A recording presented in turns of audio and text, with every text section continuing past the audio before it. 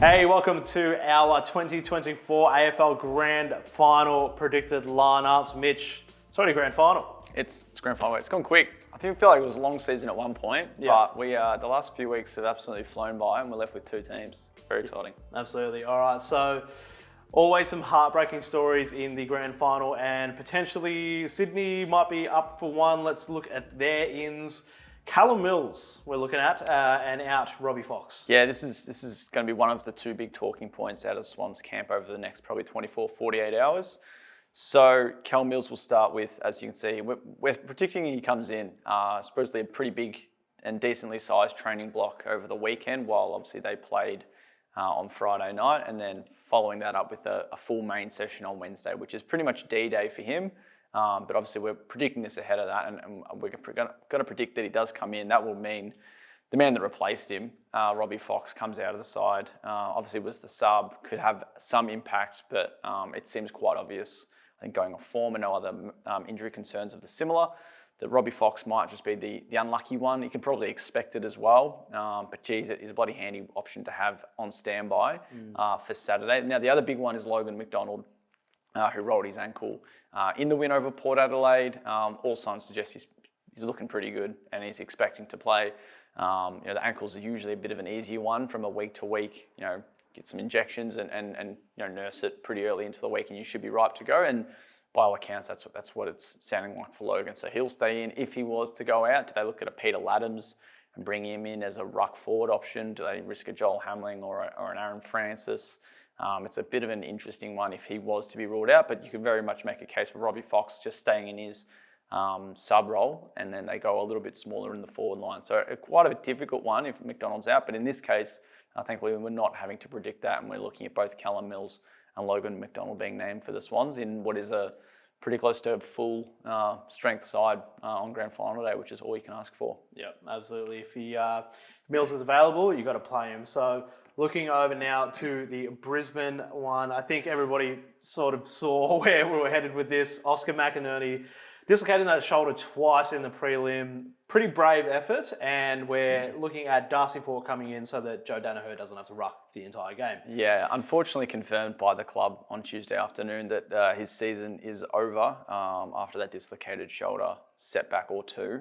Such a courageous effort to try and stay on the ground and keep them in it for as long as he could before he had to be replaced. So certainly a commendable effort, but unfortunately, won't face the Swans in what is obviously a massive loss for Brisbane and how important he is, and particularly in their last matchup against the Swans earlier this year at the Gabba. But it should be a pretty obvious option. I think Darcy Fort's one of the better ruckmen at VFL level.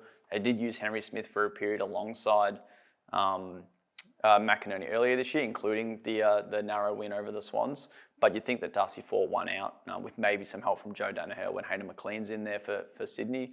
But yeah, this is going to be quite an interesting one, but surely fairly straightforward with Darcy Fort coming in, an ex-Geelong player for just his third game for the year. I think it is third or fourth game for the year. He hasn't played since round 7.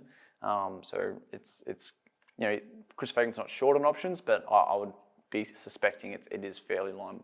All right, exciting stuff. So let's take a look at the full lineup and let's take a look at some of these matchups. First of all, unreal, two massive teams. Pretty much full strength, as you said, but what's catching your eye in terms of matchups here? Well, the midfield battle is going to be massive, isn't it? Just stars across the park, and plenty that featured right at the top on Brownlow night, including the three massive Swans weapons in Chad Warner, Errol Gould, and the big man Isaac Heaney as well. So those three coming up against Lachie Neale, but also Hugh McCluggage, also Josh Dunkley, also Will Ashcroft. I love Jared Berry. I love what he's done this September. Certainly bouncing back. He had a few poor moments in last year's grand final that he's looking to redeem himself for. But at the same time, I think in that game you go back, he had some pretty big moments late as well that he can certainly pull into this game and hopefully have a fairly big influence. But yeah, he'll be lining up probably on Errol Gould, and you would think with the two youngsters in Justin McInerney, Jasper Fletcher on the other side. The other one that I'm really keen on are the small forwards at either end, and namely it's probably Brisbane's small forwards. So obviously we'll have a Dane Rampy in there, you'll have your Nick Blakeys and your Oliver Florence. Harry Cunningham's probably the one that goes to Charlie Cameron, but it's probably also the players like your Jake Lloyd, your Florent, your Blakey, your Matt Roberts. How accountable are they going to be when you've got Cameron, Lohman, Bailey, Rayner. You can also, maybe have a Fletcher push forward. You've got Logan Morris floating through as well, Cal Archie. So such a damaging Brisbane forward line. And yeah, it's really going to be interesting how defensive Blakey can get and how defensive Florent can get, and Lloyd, and how their key ball movers out of the back half, and making sure that, Brisbane on their side of things will be making sure that Bailey and Lohman are playing a pretty decent defensive role as much as they can be attacking. Obviously, at the other end as well, Harris Andrews is going to be made quite accountable, given that they've got 3 tools, the Swans, so Amadi, McDonald, and Hayden McLean. So that's going to be quite an interesting battle, and how that plays out. Obviously, all 3 Swans forwards have found different form at different times of the year, and it hasn't always quite clicked. But what we saw on Friday night was quite exciting, obviously, with Amadi and McDonald leading the way, and it's going to be quite interesting. But Starcevic versus Papley might just be the matchup of the day. Yep. Obviously, Tommy Papley looked good early when they played earlier this season, but went off with that ankle injury, and Starcevic held his own as well in the early stages of that game. So that might be the big matchup to watch. But at the same time, who James Jordan goes to, and how Ryan Lister also fares in the air, coming up against some of these tools. There's plenty to play out, and plenty of stars across the whole lineup and field for both sides. So such an exciting game. Plenty of great names on paper, and can't wait to see how it plays out. Yeah, I think the name that stands out to me, I think it's just going to be really exciting, is seeing how James Jordan comes into a grand final with with a grand final medal, No with a premiership medal, but no grand final experience.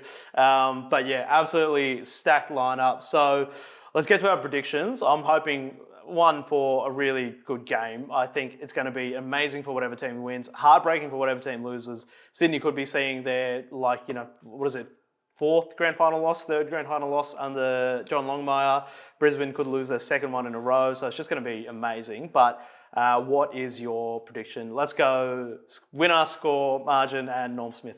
All right, winner. Yeah, I think the Swans get it done. I'm going to say about 3 goals. I don't think it's going to be as close as what we got last year, but certainly not much of a blowout as what we had 2 years ago. About 3 goals, certainly not comfortable by any means. It could be pretty high scoring, just given the firepower these two have, and their backlines are strong, but I don't think they'll be the biggest saves on the game. And then on top of that, Norm Smith medal winner. If we're going Sydney, it's hard to look past Isaac Heaney, but you'd like to think grand final day it might be the difference makers. So I think I'm going to go Errol. Yep. Okay. I'm going to go with Heaney for my Norm Smith, but I'm going to go Brisbane by a point, and I'm going to go Danaher to kick the winning score. Wow, whether or not that's a goal or a point, I just have a feeling about Joe Danaher. Wouldn't mind seeing it. Had a good grand final last year, and I've loved him this final series as well, and I think he deserves a big moment like that. So yeah.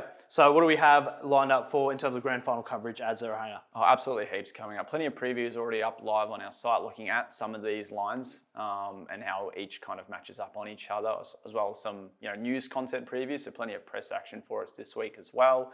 We'll have a look at some of the 2 sides that'll be named on Thursday night and breaking down how their lists came together.